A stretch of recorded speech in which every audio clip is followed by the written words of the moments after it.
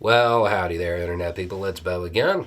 So, today we are going to talk about the democratic process within the Democratic Party.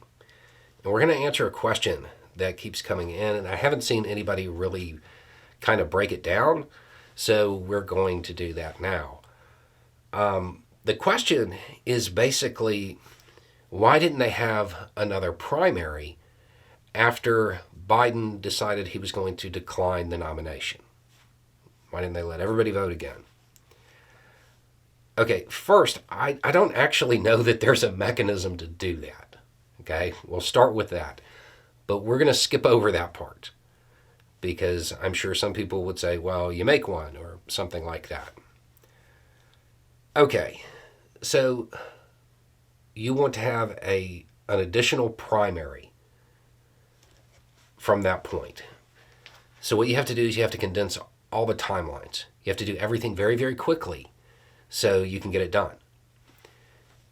So we're going to say that from the second, the absolute second that Biden said he wasn't going to pursue the nomination, that candidates, people who wanted to be part of this new primary, they had 2 weeks, 2 weeks, that's it, to get the signatures necessary in the various states, to set up what they need to be represented at different caucuses, and so on and so forth. Okay? 2 weeks. And then we're going to allow 3 days to verify those signatures, the signatures necessary to be on the ballots. 3 days to verify and challenge them. And then you're out of time. That's why. Even if there was a mechanism to do it, there was not time, period. Now I know people would say, okay, well then let's just dispense with the signatures. Well, so who chooses who gets on the ballot? The DNC, right? You're right back to where you started. Because the people who have this question, most of them don't like the idea of the Democratic establishment just, the word used most is anointing somebody. They would do that with the candidates. That's why it didn't happen. You had from July 21st to the 7th. That's your time period. You don't really have enough time to even print the ballots and roll out the machines, much less schedule an election. Think about all of the counties, all of the voting locations, everything that happens. It's not there. That's why. Now, any way that you try to speed that timeline up, you end up back with the Democratic establishment just choosing candidates and maybe doing like an online poll or something. But it's still the same thing. It was a matter of time. Even if there is a mechanism to do it, the time's just not there. And then you have the question, and the reason it comes up is because, we have to throw away democracy to defend democracy. No, this is an inter-party thing. It's not an election for a government office.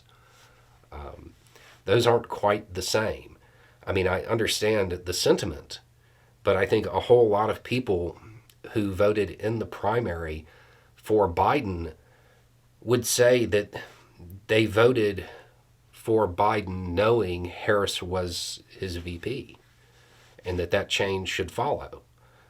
I would point out that I couldn't find anything in the way the Democratic Party is set up to say that chain has to be followed as far as the nomination is concerned. I don't actually think that there is any mechanism like that, but I think there would be a whole lot of people that felt that way. Now, you could say, we need to have an open convention, and you're hearing that a lot because you're hearing the media say that Harris has the delegates.